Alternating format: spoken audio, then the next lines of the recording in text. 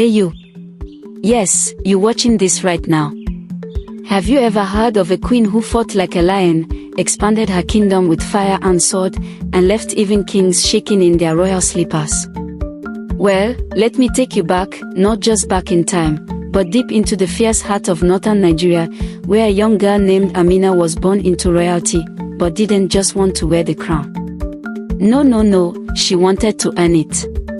With a sword. This is not your regular princess story.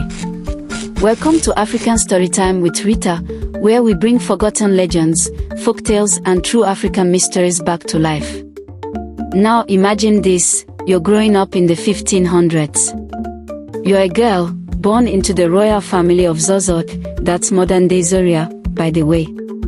Everyone expects you to smile, sit pretty, and maybe get married off to some prince.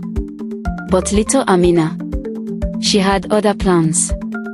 While her mates were playing with dolls, Amina was out learning how to wield a sword, ride horses, and study the art of war like it was a juicy bedtime story.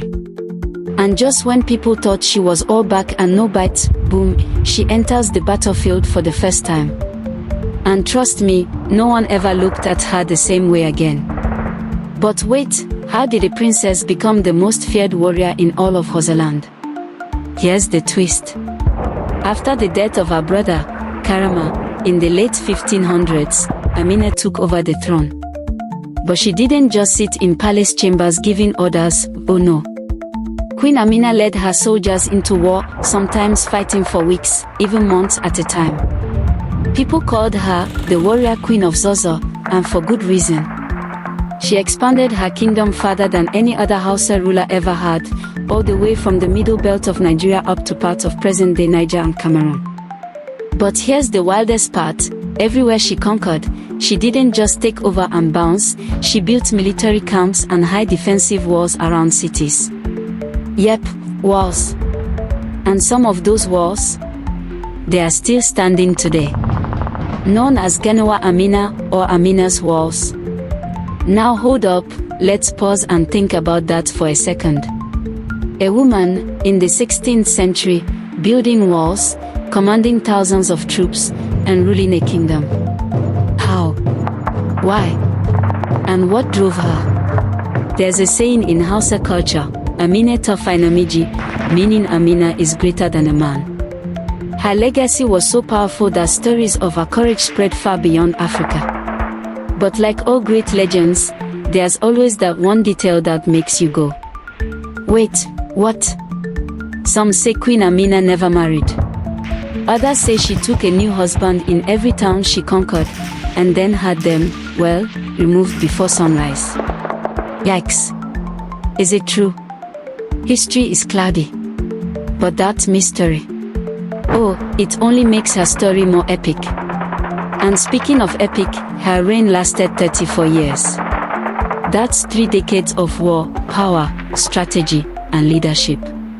She didn't just lead Zazzau, she transformed it into a military empire. Yet today, many people still don't know her name. So let's ask the real question, why isn't Queen Amina in every history book on earth? Maybe because her story is too bold, too fearless, too unapologetically African. But not anymore.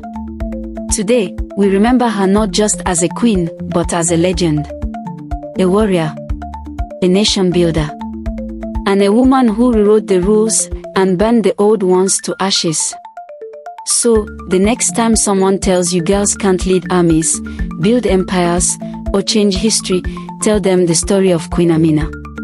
And then ask them this, would you fight her if she rode up on a horse, sword in hand? Didn't think so. If this story gave you chills like it gave me, you know what to do, hit that like button, share with someone who needs to hear this, and don't forget to subscribe because we're just getting started. More untold African legends are coming your way, and trust me, you do not want to miss what's next on African Storytime with Rita. Catch you in the next one.